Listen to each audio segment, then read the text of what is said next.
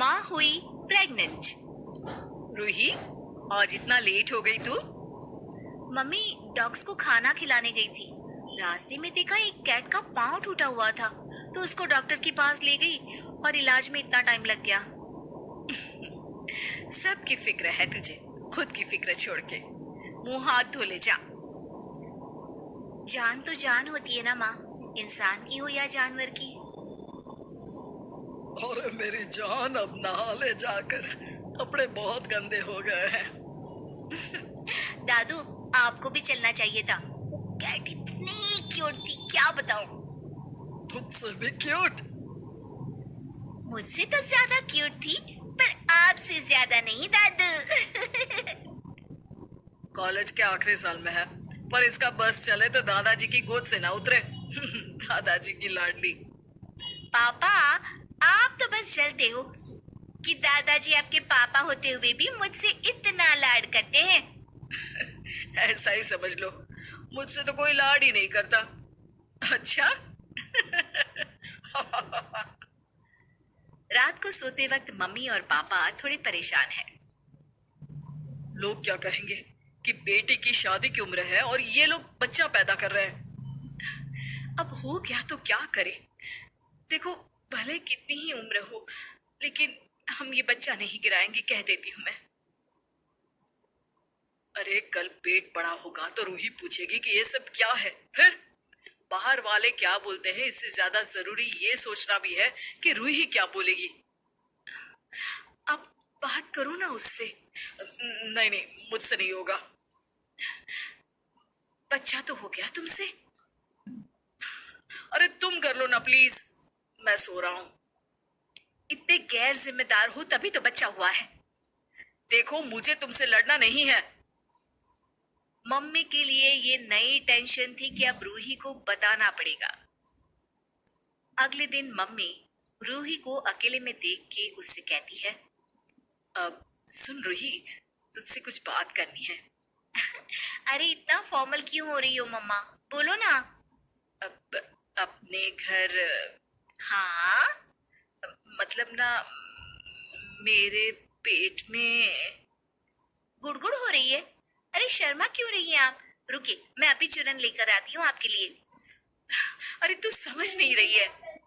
तो फिर समझाओ ना मुझे। बेटा, अपने घर एक मेहमान आने वाला है। यार नहीं, आपके मेहमान आकर ना मेरे रिश्ते की बात करने लगते हैं। मत बुलाओ ना किसी को। अरे कोई ऐसा वैसा मेहमान नहीं है, मतलब नया मेहमान। नया मेहमान? मम्मी क्या यार, थोड़े दिन बाद बुला लो ना, मेरे एग्जाम्स भी आने वाले हैं। रूही, मेरा मतलब है कि तेरा छोटा भाई आने वाला है।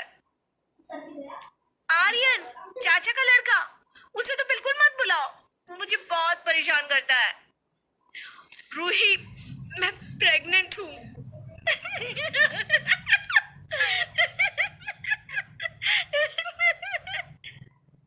अरे क्या है ये रूही, हंस क्यों रही हो?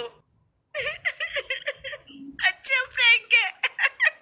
पर अगर मैं आपको बोलती तो आप ज्यादा डरते। रूही, ये मजाक नहीं है। काश मजाक होता तो सब हंस के खत्म हो जाता। मम्मी आप ऐसा कैसे कर सकती हो। मैंने अकेले ने कुछ नहीं किया, तेरे पापा का भी हाथ है इसमें। अरे पर सब हंसेंगे ना मुझ पर। ये मेरी शादी की उम्र है और हनीमून आपका खत्म नहीं हो रहा। जो भी है आपके पेट में है, उसकी छुट्टी कर दो कैसे भी। मम्मी को ये बात बुरी लगती है तो वहां से उठकर वो चली जाती है। अगले दिन रूही किचन में अपने लिए पोहे बना रही है। अरे यार, आज तो अंडा चिकन पनीर मिल जाए तो आत्मा को शांति मिल जाए। मुर्गी की आत्मा को भी शांति मिल जाएगी। आपको पता है ना, अपने घर में नॉनवेज नहीं खाते। क्यों? क्योंकि मैं एनिमल एक्टिविस्ट हूँ। जानवरों में भी जान होती है। हाँ पता है, और जान तो जान होती है, चाहे इंसान की हो या जानवर की। हाँ तो हाँ तो जो बच्चा तुम्हारी माँ के पेट में है, उसकी जान का क्या है? उसको जाने दे। दादाजी की बात सुन के रूही वहां खड़ी रह जाती है और एक गहरी सोच में चली जाती है।